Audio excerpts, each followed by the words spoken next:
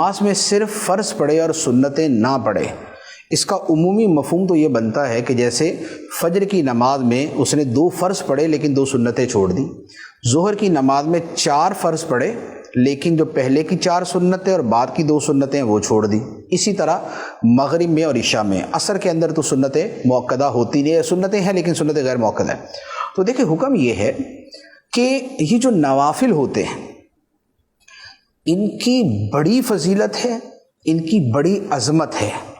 اور قیامت کے دن اگر بندے کے فرضوں میں کچھ کمی رہ جائے گی، جیسے بھولے سے کسی آدمی نے بے وضو نماز پڑھ لی تھی، اس کو نہیں پتہ چلا، یا ناقص انداز کے اندر اس نے فرض پڑھے تھے، تو اللہ تعالیٰ ان سنتوں اور نوافل کے ذریعے اس کے فرضوں کی کمی پوری فرمائے گا۔ تو انہیں متممات اور مکملات کہا جاتا ہے کہ یہ فرائض کی تکمیل کرنے والی ہیں، یہ ان کو پورا کرنے والے ہیں۔ تو لہٰذا یہ سنتیں اور نوافل یہ بڑے اہم ہیں اور ان کے بڑے فضائل ہیں۔ احادیث طیبہ کے اندر یہ جیسے مثال کے طور پہ فجر کی سنتیں، اس کے بارے میں تو یہاں تک فرمایا گیا ہے کہ اگرچہ دشمن کے گھوڑے تم پہ حملہ بھی کر دے تب بھی یہ سنتیں ادا کرو، فجر کی سنتیں۔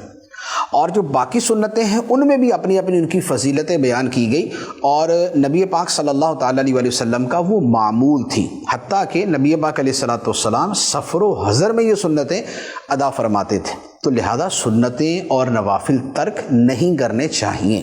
اچھا، اب یہ ہے کہ بالفرض اگر کوئی ترک کرتا ہی ہے تو اس پہ حکم شرعی کیا ہے؟ تو اس کا جواب یہ ہے کہ جو نوافل ہیں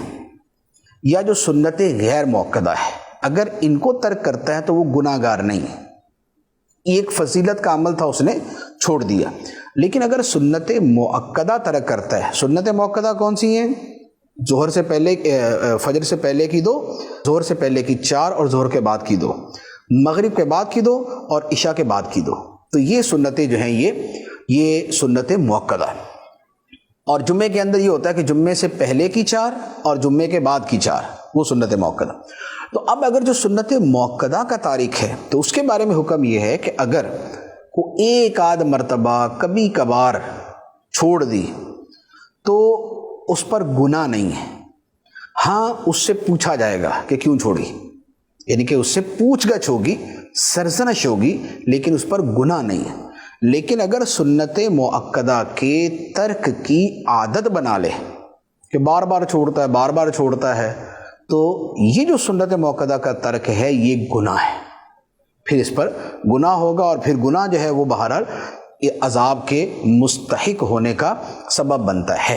البتہ اس میں ایک اور صورت بھی ہے، وہ فقہاء کرام نے جو بیان فرمائی ہے وہ بڑی سخت صورت ہے۔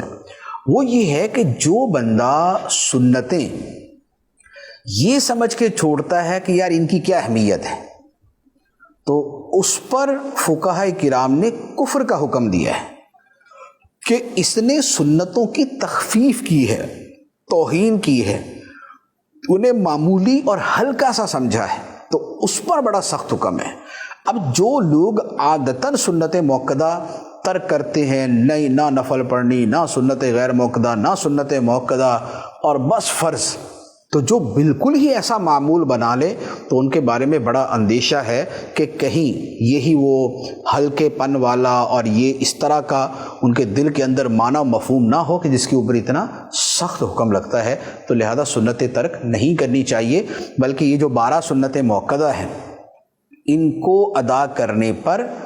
جنت کی بشارت ہے، اور انہیں ترک کرنے پر شفاعت سے محرومی کی وعید ہے۔